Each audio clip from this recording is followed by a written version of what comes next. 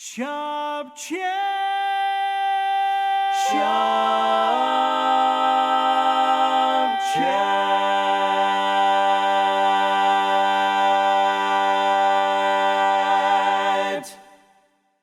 Oh, they try to tease and lead me astray, but in your loving arms I'm longing to stay away. Someone is waiting all alone for me. I won't hesitate, gotta go and see. Hello, hello, dear. Well, you know that it's in your love is hard. Find a world of charms. Put your arms around me, honey. No hesitate. Well, give your arms around me, honey. Hold me tight. Huddle up and cuddle up with all your might. Oh, them eyes are rolling, rolling, rolling, rolling. Those eyes I cannot lie. Looking at me, my heart begins to float. Then it starts rocking like a motorboat. Oh, oh, oh. Greg, I have a question for you that kind of touches on something you have already mentioned, and also Jeff has mentioned this. I'm going to direct it to you first, and then go to Jeff, and then also to Tony and Gary. But before I ask it, I have to get my fanboy statement, and just to let you all know something personally. I don't think I have ever heard live on the contest stage a more resounding solid wall of just ring than going into the stomp section down the stretch of Here's to the Loser. So listen one more time. Here's to the Nighthawks and the Pacific Airs. We love that sundowners of that sun. To the vagabonds and all of the greats that never won the crown. And here's to everyone who's done their best but seen their fortunes fall.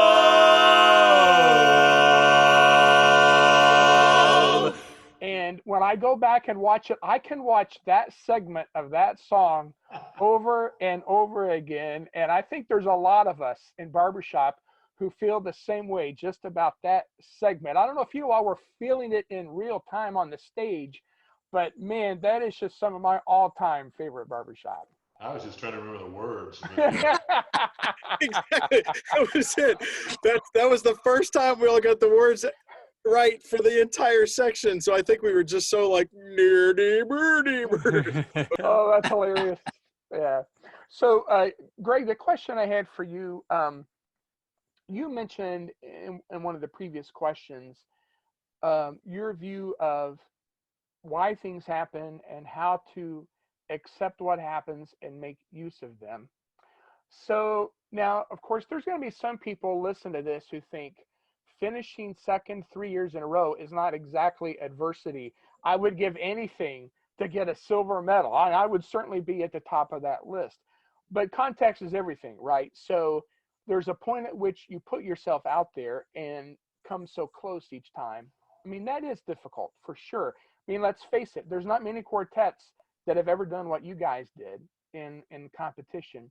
But I'm curious, starting with Greg, what blessings would you say came to the quartet that it's hard to envision would have happened without that experience? Ooh. I mean, that's hard to just boil down. We've had just the blessings. I mean, for me, I think it was the blessings of all of our self-learning. I think we were all in this quartet at this time to learn some things. I know I was. I mean, I'd gone through some vocal stuff about a year after we formed, and I couldn't figure out what was going on. And for a long, long time, my singing was very fear-based. I was just trying not to have an error, just not to let the guys down and all of that sort of thing. And then, I think for me, it was learning through these guys, the experience of, getting past anything like that. And as we all kind of discovered the joy of music and singing and impacting anybody's life at any positive level that's possible, and just reveling and relishing in those moments of, being impacted by people and impacting people and And the, you know, stuff you can't do on your own that you can do with barbershop with others in a quartet or a chorus. Mm-hmm. And I think that, you know, that's the biggest gift of all for me, was just realizing what music really was and what music really isn't, and Gotcha. and discover that. So it was just a huge gift for me, besides having a musical chapter from each of these guys. You know, I kind of have a Jim Clancy testament in my musical, but there's a chapter from each of these guys at least, that I've learned and have been able to take with me. And, you know, human blessings, just learning from each of them, from their experiences and their learning. It was just an amazing experience, and it's just very hard to verbalize. Gotcha. Jeff, I'd like to circle back to you now. As you think about that experience of finishing second 3 times in a row and then winning, what for you would be some of the things that, looking back now, you see were blessings? Maybe they didn't feel like it at the time, but now as you look back on that, you see that.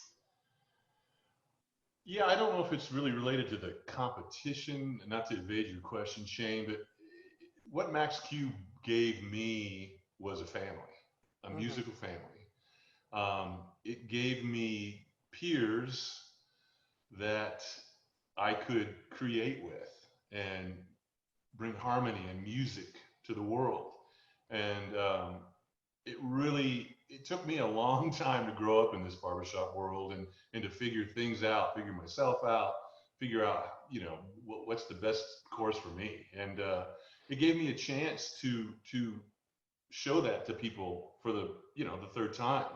You know, I kind of screwed it up the first 2 times. So it was one of those things that it enabled me to show people, hey, this is what Max Q's brought to me.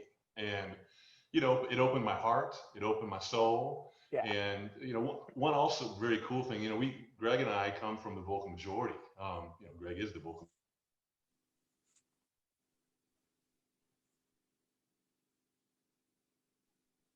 Oh no, I think he's locked up.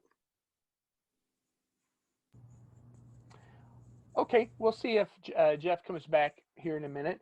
Gary, I'd like to ask you that same question. What would be something that you would point to as something that turned out to be a blessing from that experience of, you know, facing those repeated second place finishes?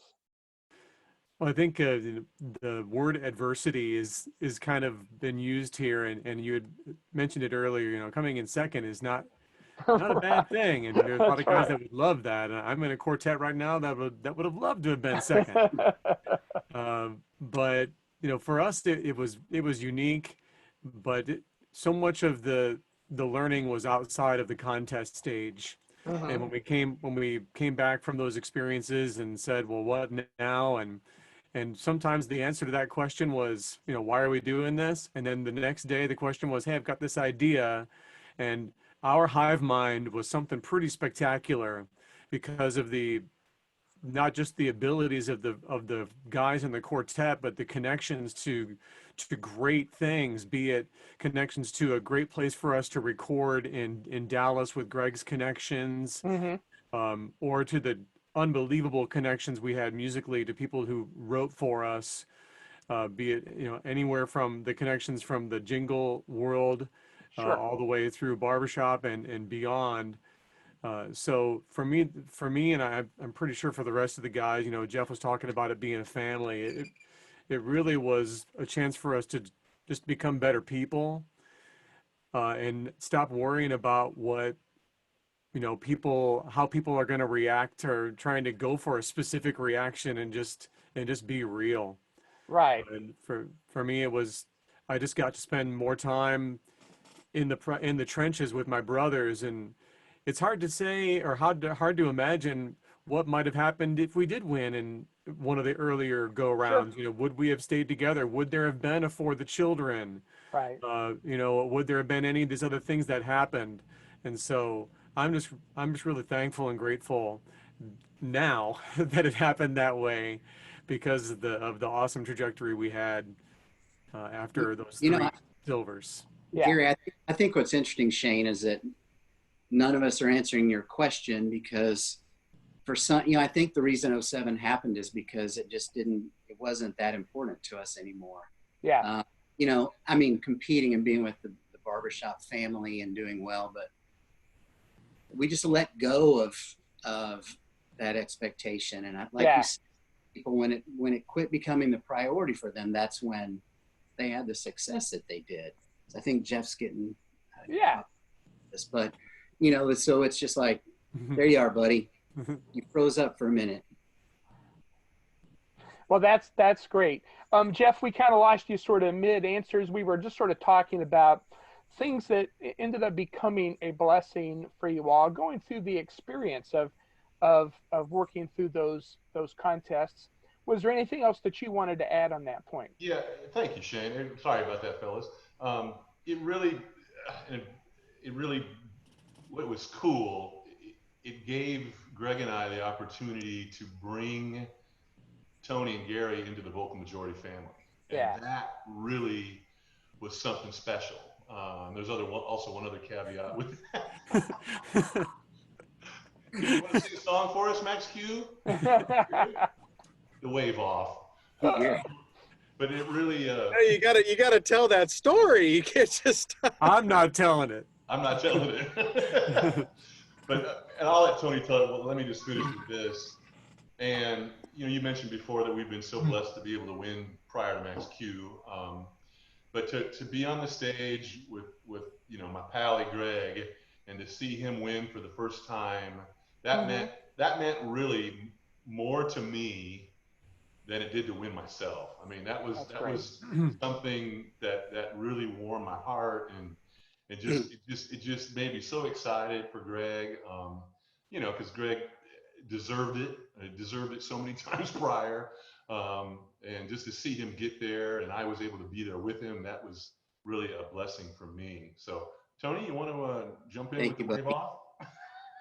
Love you too. Hey, I'll ask the questions here, okay, Jeff? Okay. Hey, Tony, you want to jump in there? Well, so I'll tell this quick story about the VM and the wave off. So, I think, were we in town for one of the Bass Hall shows? Is that what it was? Maybe. No, I think it was just a rehearsal weekend. We were we were rehearsing at the Salmons, I think, Salmon Center. Yeah, the chorus was at like this. You guys were at like a dance hall studio, kind of like seeming like just like this big open room. But we were coming in for a rehearsal weekend or whatever, and I mean, Gary and I had just gotten off a plane, I think, and maybe Gary wasn't feeling all that great. Maybe Gary had one of his, you know, usual colds or something. Is that what it was? Gary, I'm trying to paint this as nicely as I can. I had no chops. I just felt awful vocally. Okay, so basically Gary was just being selfish. But you know, I don't think I'd ever been to a majority rehearsal. I mean, I don't think I. And Gary hadn't either.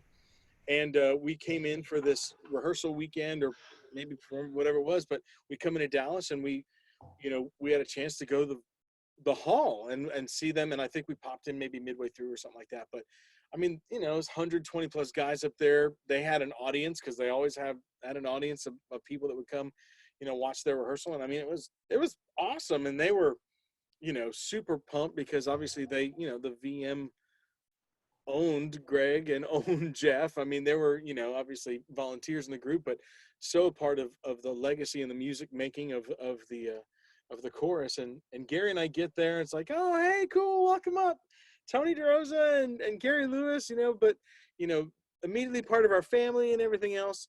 And out of nowhere, someone says, you know, sing us a song, you know, sing us a song or something like that. And, you know, I'm just kind of looking around. I'm like, I'll sing. And I look over and I see Gary going like this. And I'm not lying, that Gary literally waved off the vocal majority. I mean, Gary literally was like, Nip, sorry, I'm just not going to do it. I mean, I'm not going to sing you a song. We're not going to sing the easiest song possible or a tag. I'm just going to sit and be like, no, not going to do it. So that's the story. That because we all kind of laugh about it afterwards, but I know that inside, the three other guys were just going, yeah. you just waved off the vocal majority. I mean, the umpteenth time gold medalist chorus. You just waved him off in the most public way possible. But again, it was really, really, anyway, so that's And, that. and Now, Shane, let me add one quick thing. Sure. That makes, I think, Max Q kind of unique. Is most quartets, they work their job, they go to their office, they maybe sing at chorus rehearsal during the week, and then they go on the road. Hey, let's go sing. Right. Let's go sing for the first time. All of us are singing all day, all week long. Right. And, you know, in some capacity. And then it's like, okay, let's go sing some more. So I feel for Gary. But that will go down in the Max Q lore right there. Yep. So Now, awesome. before we came on today, Gary, I think you were alleging that Greg owed you a shirt or something that hadn't been sent to you. I'm just curious, is this payback, Greg, for that slight by Gary Lewis all those years ago? The wave back. I have to be honest. Yes. No. Okay, so this is groundbreaking news here today on ShopChat here. So. Oh, that's good stuff. Tony, I wanted to ask you that same question. Then I have just one more for the whole group, just about what blessings came to you through the process. Before I do that, though, I was curious about your all's contest history, because as such a great quartet, it does seem so odd that you would finish second 3 times in a row. I don't know if you guys have ever gone back to look at the scores of that era, but I went back and looked, and I thought you may find this interesting. Since the new scoring system was adopted in 1993, the first time that 3 champions in a row scored 90 plus. Would you like to take a guess what 3 years those were? 2004, 2005, and 2006. And it didn't happen again where there were 3 champions in a row that scored 90 plus until 2015, 2016, and 2017. You guys, as a quartet, happened to jump into the cycle when you had, for the first time, 3 straight champions score 90 plus. I don't know if you had ever noticed that or not, but if you still ever lay awake at night in despair over that, I thought maybe that could salve your conscience somehow to know that. Nice. But Tony, I thought I'd ask you, just to start to wrap up here, from your point of view, what were some things as you look back now that you see as great blessings from that experience? First of all, don't ever say the word salve. There are several words that you don't want to say. Moist. Ointment's another one. Just, you got to stay away from those, man. The blessings because we didn't win, is that Yes. where specifically? Yeah. Well, I mean, you know, these guys have kind of alluded to it or said it in so many ways. Stuff like For the Children not happening. You know, performances that wouldn't have happened in the way, wouldn't have been created in the way and delivered in the way that they were, wouldn't have happened. I mean, so, you know, you just have to sit back and say thank you for, you know, for that. And it has been said before, but I mean, there was definitely a lot of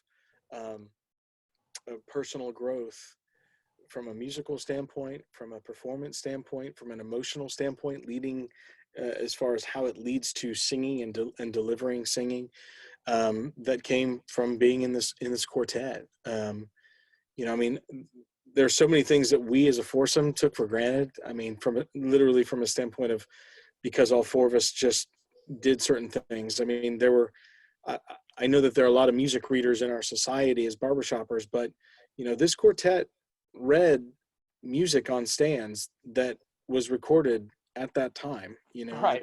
Like that. I don't know how much that happened, but, you know, it was cool to have, you know, the consistent opportunity to be in a, you know, in a sea of people who were on a very similar musical plane, if you will, and just a musical IQ and still everybody wanting more and wanting to learn more, you know, along the way. And, you know, Max Q also, I think because of the, the undulation, let's call it, of our contest run, as has been said before, the really unique bonds between the four guys that will be the only thing that will matter, whether it be now 12 years or 13 years after winning, or 20 years down the road even from now, that I think, we will all sit back and just go, we created that. I mean, we had that moment of time. We had those moments together on the stage, and because of that, we shared something that nobody else can. I mean, singers have this weird, especially a cappella singers, harmony singers. I mean, they just form a really, really unique bond. I mean, each one of us, I think, would consider each other really, really great friends, and at the same time, I think the basis of that, so much of the foundation of that friendship has been sourced in the music that we've made together, how we've connected, and in turn, it has come out at some of the highest points and some of the lowest points of our adult lives. Then, since that time, we're going to be there for each other because of that, Yeah. and that in itself is the biggest blessing. So. Yeah. Well, the reason I wanted to ask each of you your perspective on that is adversity is a part of life. It's a part of barbershop. There are people listening to this, as we all have, who've had disappointing contest experiences. And it's all relative, of course, what level you're at. But I think it's so important for everybody to hear you guys talk about how you became better singers, you made better music, you became better people, you became better friends. You end up getting a gold medal too. Those are all blessings that accrued to you through that experience. It just depends on having the right mindset, as you approach that. Well, boys, one last question before we conclude today. What does the future hold for Max Q? What's next on the agenda? Wings. What's funny, Shane, is we've always required a driver, and all it would take is one, and all of us would love to do something, but none of us will drive.